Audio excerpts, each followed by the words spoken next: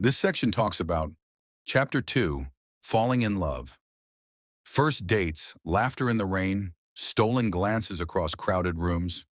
Every touch feels like a promise, every word like a secret song. But how long can perfection last? Where the Light Stays, Chapter 2, Falling in Love. The next evening, the city smelled faintly of wet stone and fried noodles. The storm had washed everything clean, leaving the streets gleaming beneath street lamps that flickered like tired sentries. In the noodle shop Maya had named, steam clouded the windows in soft patches, blurring the world beyond as if the shop itself were afloat in a dream. Luca pushed open the door. A bell jingled, tinny and cheerful. The scent hit him immediately. Ginger, sesame oil, scallions. Warmth wrapped around him, lifting the cold from his skin. Behind the counter, a woman in an apron ladled broth with the efficiency of someone who had done it every night for 30 years. Maya was already there, sitting at a corner table. She had taken off her coat, draped it neatly over the chair, and her dark hair spilled free down her back. She was scribbling something in her notebook, lips pursed in concentration, the way a painter might hold a brush above an unfinished canvas. She looked up as he approached. Her face brightened, not in surprise, not in politeness, but with the quiet certainty of recognition, as though she had been waiting exactly for this moment. "You're late," she said, though her smile betrayed her. "Only because the city conspired to distract me with 3 cats in one alley," Luca replied, setting down his bag.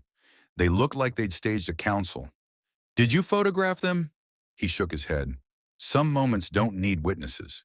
She seemed to weigh that, then nodded as if approving. The owner delivered steaming bowls to their table. Broth, noodles, pork, eggs glowing amber in their soy marinade. They ate with the sort of hunger that leaves little room for words, but when words did come, they felt effortless. Maya spoke of her childhood, the upright piano her mother had insisted on buying even when they couldn't afford new shoes, the way she would sit for hours trying to find the exact chord that made the air tremble. Luca shared stories of the road, sleeping in train stations, photographing fishermen at dawn, capturing fleeting smiles in marketplaces. As they ate, the glass fogged more, the rest of the shop melting away until it felt like they were the only two left in the world. "Do you ever worry," Maya asked softly, chopsticks hovering, "that you're missing something by never staying still?" Luca hesitated. "All the time. But I worry more about missing something by standing still too long." Her gaze dropped to her bowl, and when she looked up again, her eyes glimmered with something he couldn't quite name. Longing, perhaps, or recognition. When they finished, she bundled herself in her coat and tugged him outside. "Come," she said. "The air tastes different after noodles." They walked without destination, their footsteps finding an unhurried rhythm. The harbor stretched out before them, lamps casting trembling gold across the black water. A violinist played beneath the archway near the docks, his notes floating brittle and beautiful. They stopped to listen. Maya closed her eyes. "He's playing the same melody I was practicing yesterday," she whispered. "But do you hear? He lets it stumble, just a little, as if it's drunk on its own sadness." Luca watched her face more than the violinist, the way her lashes brushed her cheeks, the faint smile tugging at her mouth. It was as if the music lived inside her, and he was merely borrowing a glimpse. "Play it for me sometime," he said. "I will," she promised. They moved on. The night was alive, gulls crying, waves slapping wood, the hum of ships settling in port. She walked close, her sleeve brushing his, sometimes hooking his arm briefly when the stone slickened underfoot. Each accidental touch left a warmth that lingered longer than it should have. At the seawall they stopped. The lighthouse beam swept across them, brief but insistent. Maya leaned against the railing, eyes fixed on the horizon. "My mother used to say," she murmured, "that every wave is carrying a secret from somewhere else. Sometimes I wonder if one of them is carrying mine away."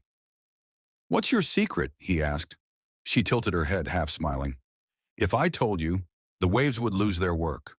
He laughed, but inside something tugged at him, an ache that wanted to know every unspoken thing about her. They stood until the chill deepened, then walked back through lamplit alleys, where laundry swayed like flags above their heads.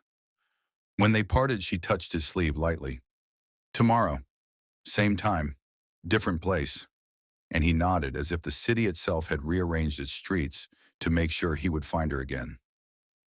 The following days unfolded like chapters neither of them had expected to write. They wandered bookshops, pulling volumes from crooked shelves, reading first sentences aloud to decide which books deserved to be rescued. They fed pigeons at the square, until children scolded them for giving away too much bread. They climbed the hill where old cannons rusted in the grass, and from the top they watched the sun shatter into copper on the sea. Everywhere they went, they found small rituals. She teased him for his habit of photographing doorways. He teased her for humming while she walked.